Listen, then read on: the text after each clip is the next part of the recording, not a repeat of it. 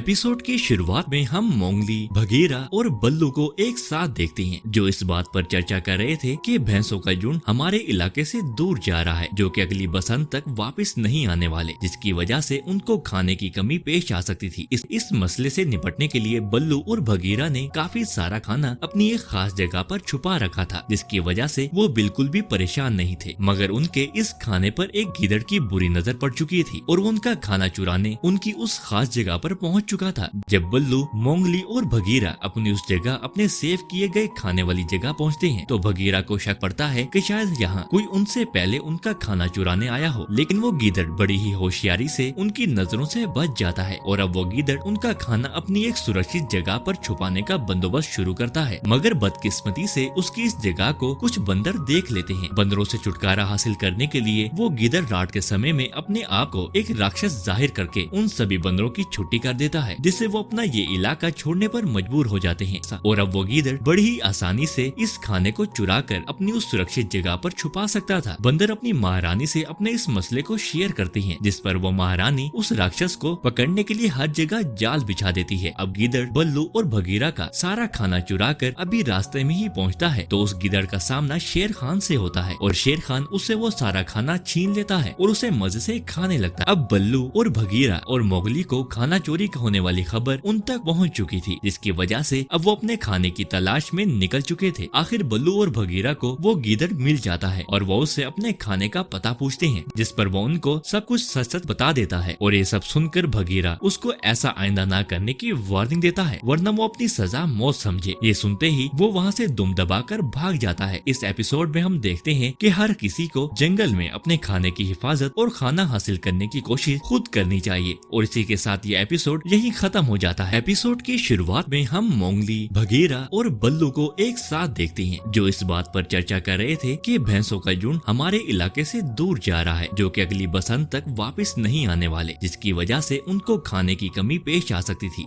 इस मसले से निपटने के लिए बल्लू और बघीरा ने काफी सारा खाना अपनी एक खास जगह पर छुपा रखा था, जिसकी वजह से वो बिल्कुल भी परेशान नहीं थे। मगर उनके इस खाने पर एक गीदड़ की बुरी नजर पड़ चुकी थी और वो उनका खाना चुराने उनकी उस खास जगह पर पहुंच चुका था। जब बल्लू, मोंगली और बघीरा अपनी उस जगह, अपने सेव किए गए खाने वाली जगह पहुंचते हैं, तो बघीरा को शक पड़ता है कि शायद यहाँ कोई उनसे पहले उनका खाना चुराने आया हो। लेकिन वो गीदड़ बड़ी ही होशियारी से उनकी नजरों से बच जाता है और अब वो गीदड़ उनका खाना अपनी एक सुरक्षित जगह पर छुपाने का बंदोबस्त शुरू करता है। मगर बदकिस्मती से उसकी इस जगह को कुछ बंदर देख लेते हैं। बंदरों से छुटकारा हासिल करने के लिए वो गीदड़ रात के समय में अपने आप को एक राक्षस जाहिर करके उन सभी बंदरों की छुट्टी कर देता है, जिससे वो अपना ये इलाका छोड़ने पर मजबूर हो जाते हैं। और अब वो गीदड़ बड़ी ही आसानी से इस खाने को चुरा कर अपनी उस सुरक्षित जगह पर छुपा सकता था। बंदर अपनी महारानी से अपने इस मसले को शेयर करती हैं, जिस पर वो महारानी उस राक्षस को पकड़ने के लिए हर जगह जाल बिछा देती है। अब गीदड़, बल्लू और बघीरा का सारा खाना चुरा कर अभी रास्ते में ही पहुँचता है, तो उस गीदड़ का सामना शेर खान से होता है और शेर खान उससे वो सारा खाना छीन लेता है और उसे मजे से खाने लगता है। अब बल्लू और बघीरा और मोगली को खाना चोरी होने वाली खबर उन तक पहुंच चुकी थी, जिसकी वजह से अब वो अपने खाने की तलाश में निकल चुके थे। आखिर बल्लू और बघीरा को वो गीदड़ मिल जाता है और वो उससे अपने खाने का पता पूछते हैं, जिस पर वो उनको सब कुछ सच सच बता देता है। और ये सब सुनकर बघीरा उसको ऐसा आइंदा ना करने की वार्निंग देता है, वरना वो अपनी सजा मौत समझे। ये सुनते ही वो वहाँ से दुम दबाकर भाग जाता है। इस एपिसोड में हम देखते हैं कि हर किसी को जंगल में अपने खाने की हिफाजत और खाना हासिल करने की कोशिश खुद करनी चाहिए। और इसी के साथ ये एपिसोड यही खत्म हो जाता है।